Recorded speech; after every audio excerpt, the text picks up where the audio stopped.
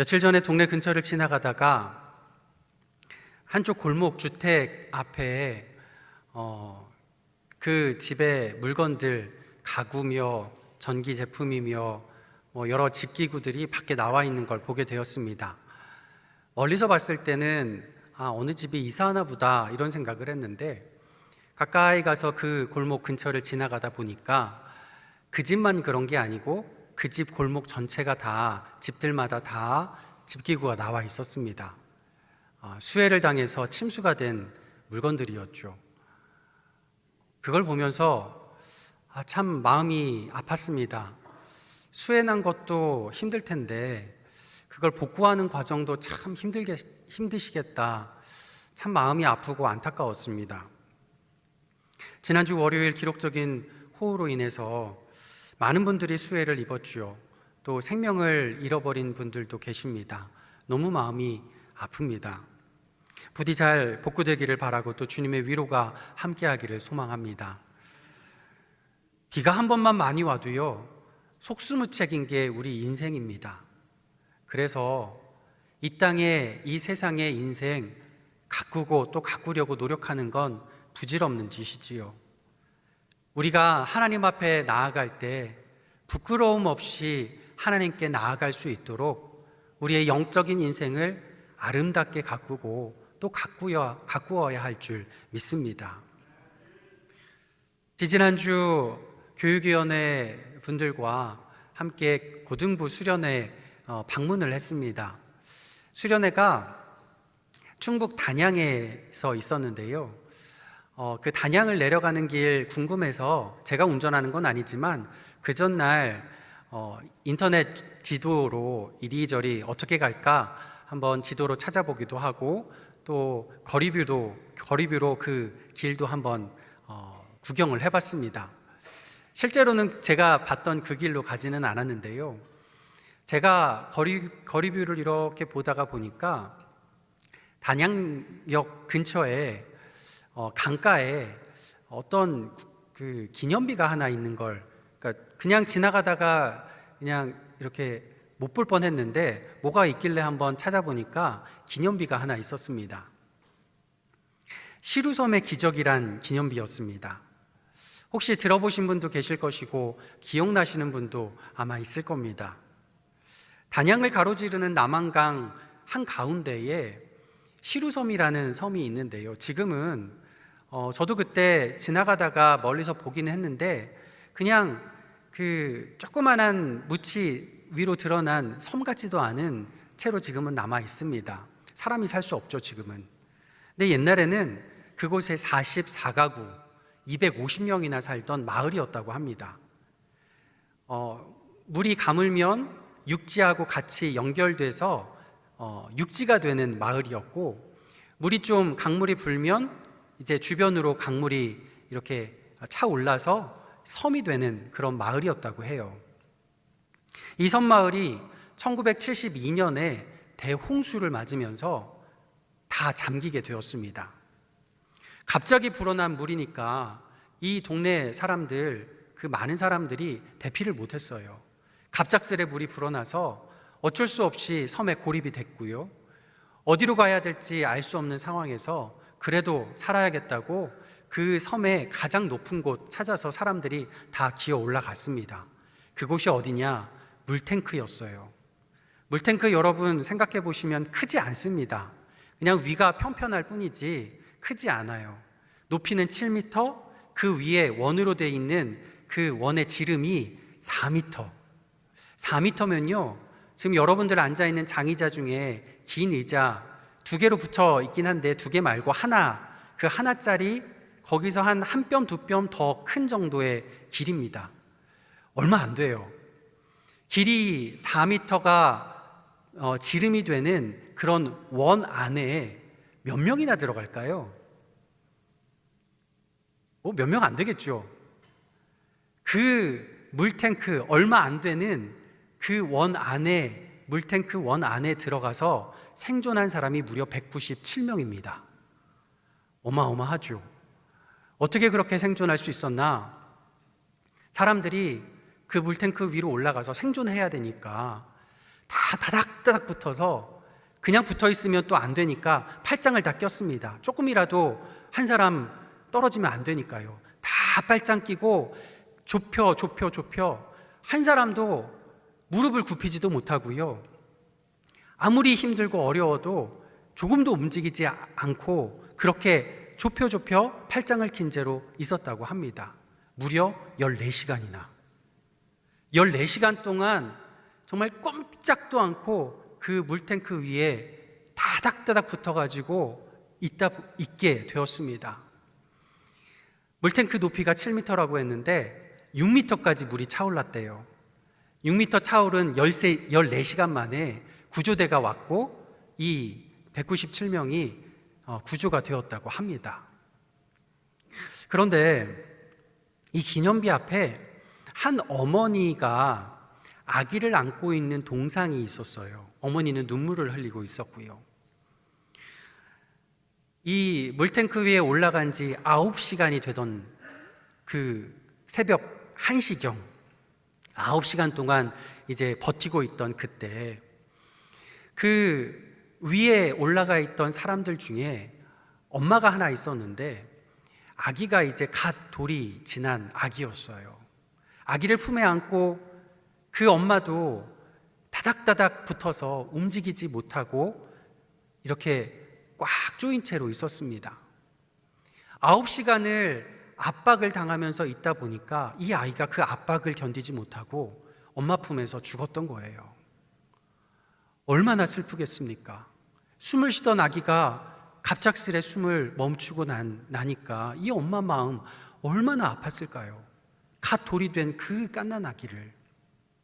그런데 이 슬픔을 표현하지 못했대요.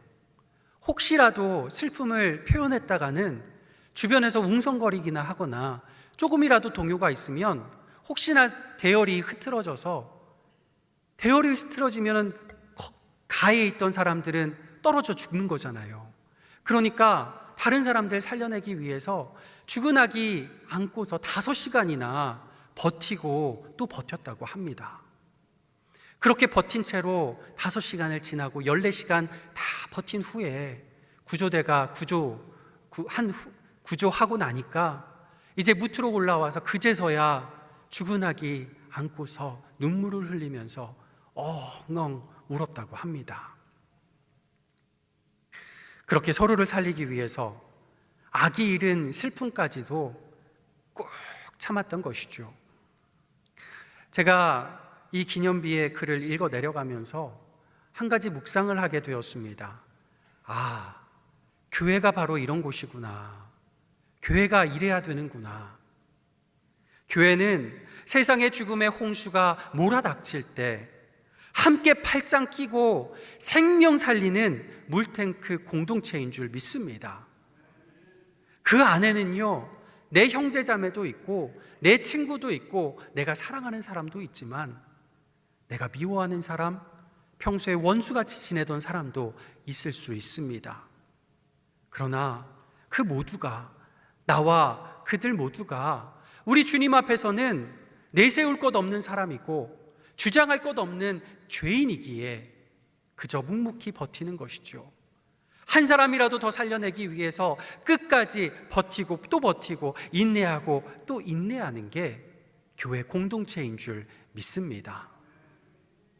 오직 예수 십자가만 붙잡는 공동체, 그 십자가에 다른 사람 함께 살자 붙여주고 함께 팔짱 껴서 함께 살아가는 그런 공동체, 그것이 교회인 줄 믿습니다.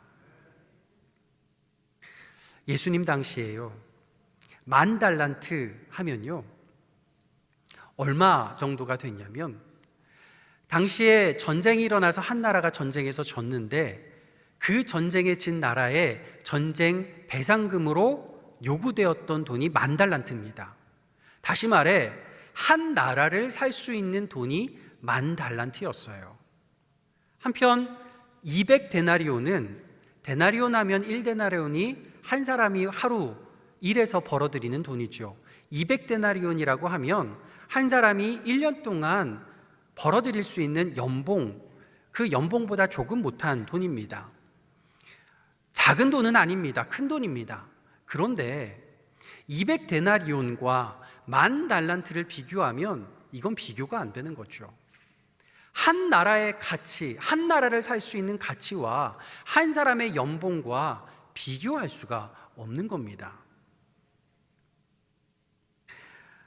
10,000달란트를 탕감받은 자가 200데나리온 빚진 자를 추궁할 때 임금은 200데나리온 빚진 자를 감옥에 넣은 게 아니라 10,000달란트 탕감받은 이를 무효로 하고 그를 옥에 가두었습니다. 이게 하늘의 법칙입니다. 야고보서 2장 13절에 주님이 말씀하십니다. 긍휼을 행하지 아니하는 자에게는 긍휼 없는 심판이 있으리라. 긍휼은 심판을 이기고 자랑하느니라. 아멘.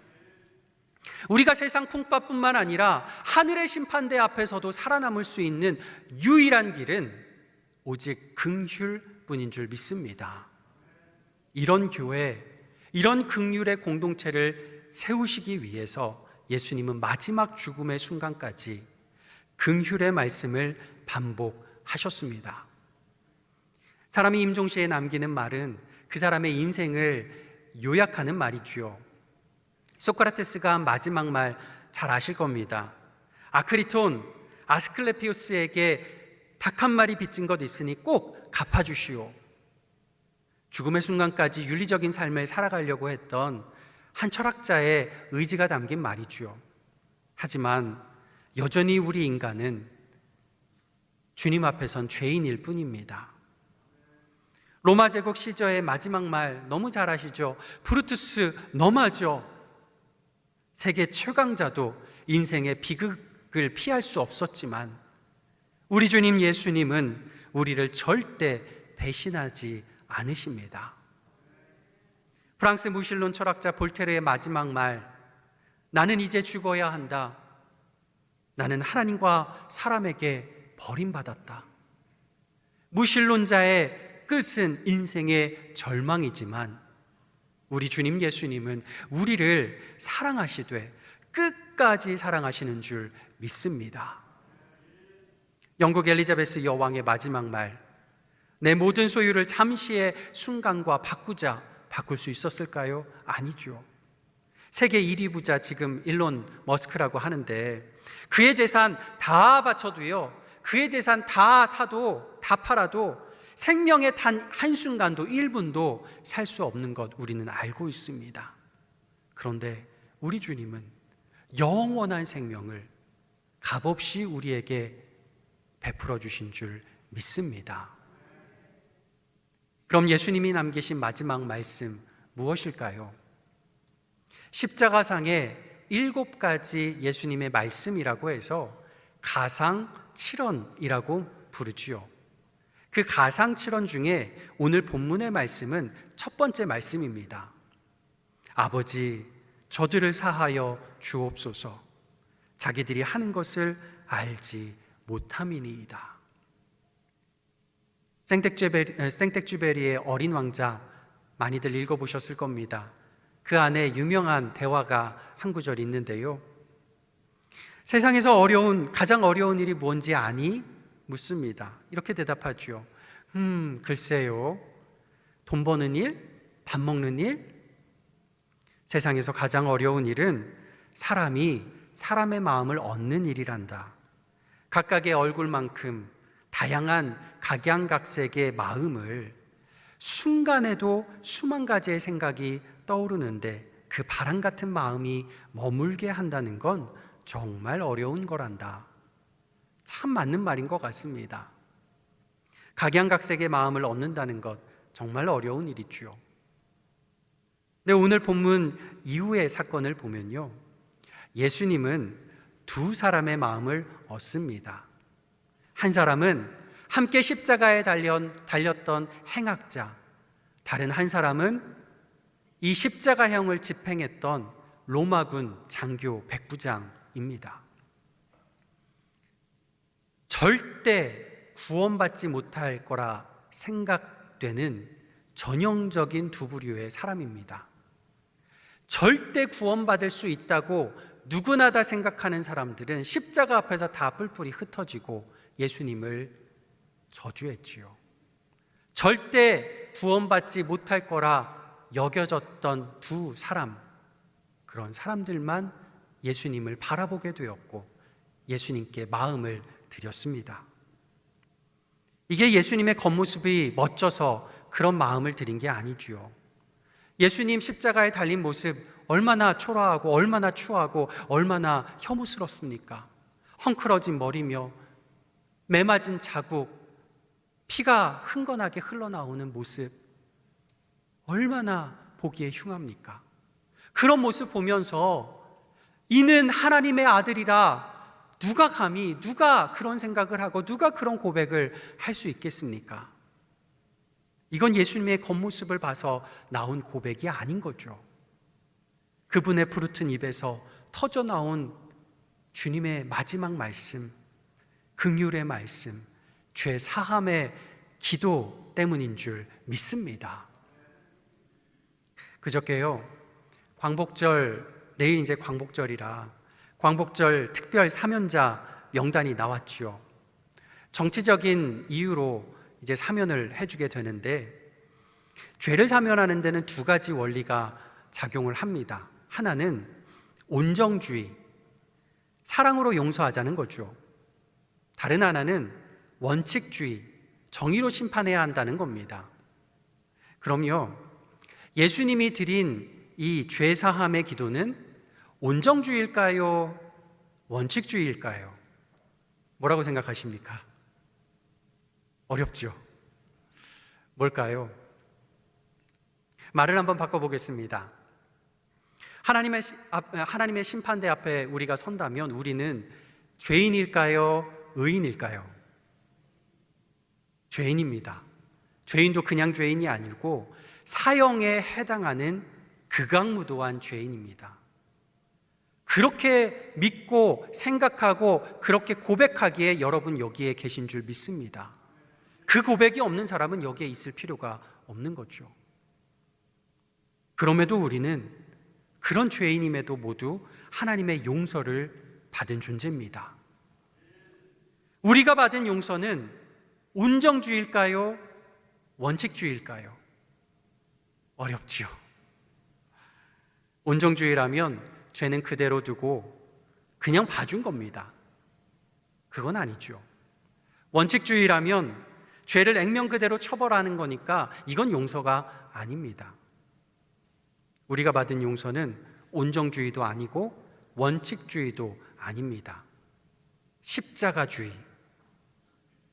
예수님이 죄인인 우리를 사랑하셔서 온정이 아니라 진심으로 사랑하셔서 우리를 대신 친히 십자가에 달려 우리가 받을 형벌 대신 받으셔서 원칙을 이루어 놓으신 주께서 친히 담당하신 용서, 우리가 받은 용서는 예수님의 목숨 값의 용서인 줄 믿습니다. 우리는 한 나라의 가치만한 10,000달란트보다 더 큰 가치, 비교할 수도 없는 가치를 가진 예수님의 목숨 값으로 용서받은 존재입니다. 그러니 우리에게 빚진 200데나리온을 탕감해 주지 않는다면 그건 예수님의 목숨 값을 천하게 만드는 일입니다. 그럼에도요, 이 일이 현실에서는, 용서가 현실에서는 쉽지 않습니다. 정말 어렵습니다. 범죄 피해자들을 상담해 주는 교수님이 용서하지 않을 권리라는 책을 쓸 정도로요, 정말 용서가 쉬운 일은 아닙니다. 어떤 이들에게는 너무 큰 트라우마라서 용서 자체가 정말 어려운 일도 있습니다.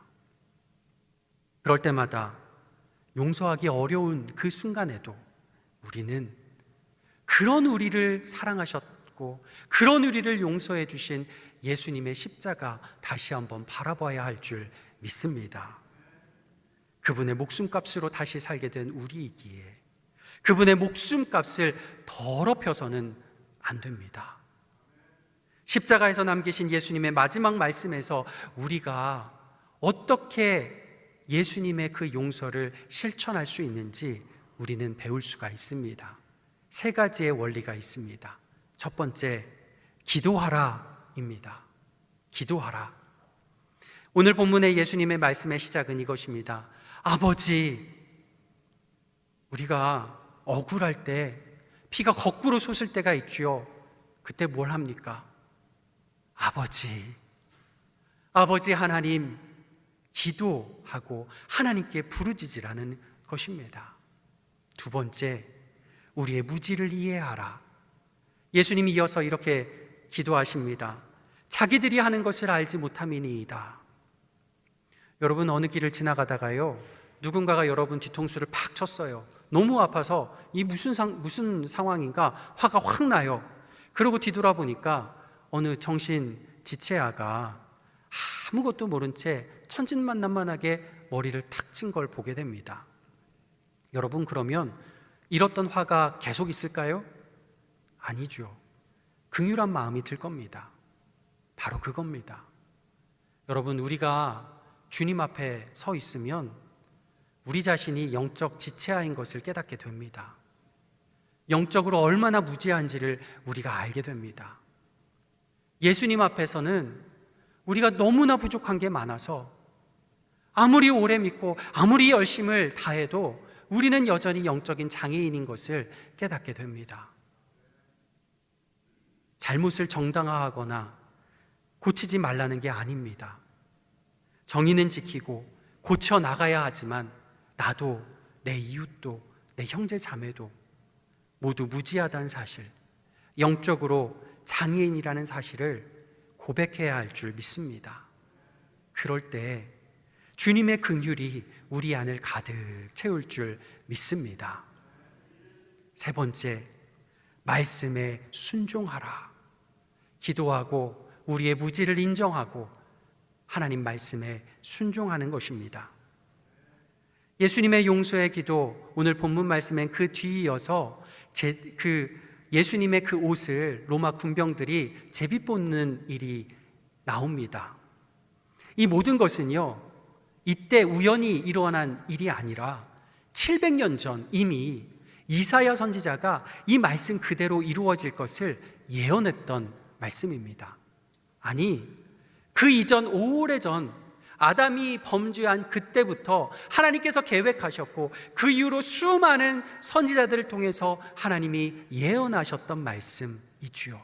그 말은 하나님께서 이미 계획하시고 예언하신 말씀 그대로 예수님께서 바로 이때 용서의 말씀을 하셨다는 겁니다. 다시 말해, 예수님은 하나님의 말씀에 순종하여 용서의 기도를 올린 것입니다. 용서는 하나님의 말씀, 하나님의 명령에 대한 순종입니다. 용서는 감정이나 이성으로 하는 게 아닙니다. 온정주의 감정으로는 피가 거꾸로 솟아 올라와요. 원칙주의 이성으로는요, 상대방이 내게 끼친 해를 정당화할 수가 없습니다. 용서는 하나님의 명령이기에 그 명령에 순종한다는 것은 내가 하나님께서 나의 주인인 것을 고백한다는 것입니다. 용서하지 못한다는 건 하나님이 나의 주인인 것을 고백하지 못한다는 의미이기도 합니다. 오직 예수님의 사람만 가능한 것이 용서인 줄 믿습니다. 여러분은 예수님의 사람이십니까? 예수님의 사람이시기를 예수님의 이름으로 간절히 축복합니다. 오늘 본문의 첫 구절은 이에 예수께서 이르시되 라고 나옵니다. 이 이르시되라는 단어는요, 헬라어로 보면, 문법적으로 보면요, 미완료 동사입니다. 미완료라는 것은 완료되지 않았다는 거죠. 끝나지 않았다. 계속 반복하고 있다라는 말입니다. 그러니까 예수께서 반복하여 지금 이 죄사함의 말씀을 계속 말씀하셨다는 겁니다. 예수님은 용서의 기도를 단 한 번 눈 찔끔 감고 그래 한번 해주마 하고 끝내신 게 아니라는 거예요. 왼손에 못이 박힐 때 아버지 저들을 사하여 주옵소서. 오른손에 못이 박힐 때 아버지 저들을 사하여 주옵소서. 발등에 못이 박힐 때 아버지 저들을 사하여 주옵소서.